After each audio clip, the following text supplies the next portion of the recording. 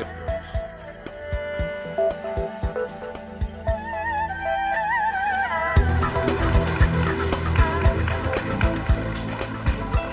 I'm going to do this by turning pages, sometimes in my notebooks and sometimes just in my life, to give you a feeling about my interest in science. I enjoyed the lecture very much, and Dr. Smithies has been very funny in his lecture. I thought it was a really great opportunity to be able to hear a lecture from a Nobel laureate.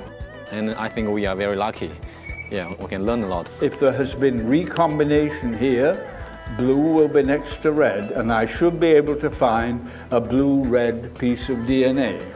So that's the argument. I learned the most important lesson from today is that if you want to be successful in the future, you have to have the guts to be yourself. I'm still working in the lab, and I'm still doing experiments.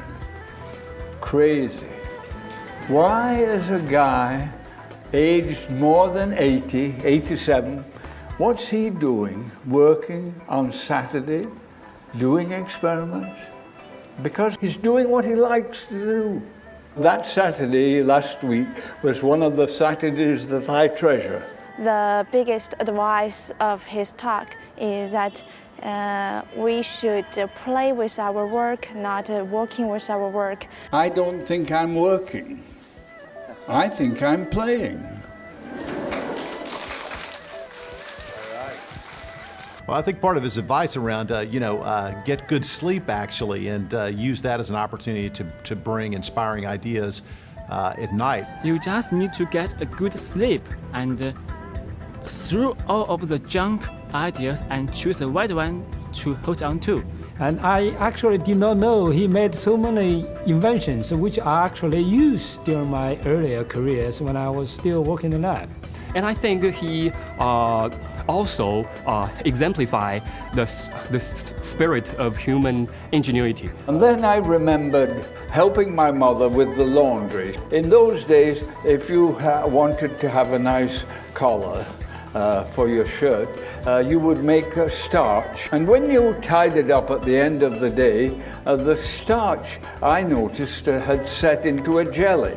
So I thought that, well, if I cook the starch and make it into a gel, then I can stain it. That was the beginning of gel electrophoresis. As a scientist myself, I remember doing many of such gel electrophoresis in the lab back in the graduate school days. And it's very inspiring to see how he can borrow some of his childhood memory and then made such an important invention that all of us scientists around the world can benefit.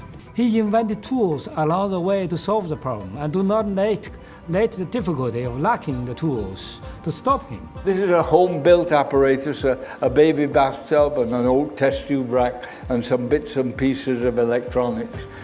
And that was the machine that allowed us to do the first gene targeting experiment. Why did we make it? Because we couldn't buy it. It's a very good chance we can get the chance to talk with him, but it's so good that a person like him can talk with us. I can't believe that I could meet him and talk with him and answer a question with him face to face. So I'm inspired. I think for the students, this is really an eye-opening experience. So they can see, even in ordinary life, you can keep an open mind and you might find opportunities for great discovery. He motivates us and encourages us to keep on working and find the interest we feel interested in. You students are excited about things. You ask questions that I can't answer. And you say, I think this, you think that. Professor Oliver Smithies has made the deepest impression on me, and that is to have peaceful heart and pure passion towards research. And today I had the joy of seeing students that you have talked to with their eyes wide open and a smile on their face. And when I've achieved that, I know that I've communicated to those students something of what inspired me when I was a student. The initiative has given me the opportunity to do that with some students here in China.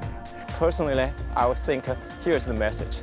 Do the things you like, and the great discoveries will come to you. Perhaps someday, one of these students could get a Nobel Prize, and he might recall that he had attended Professor Smith's lecture, and that gave him an idea about how to pursue his goal.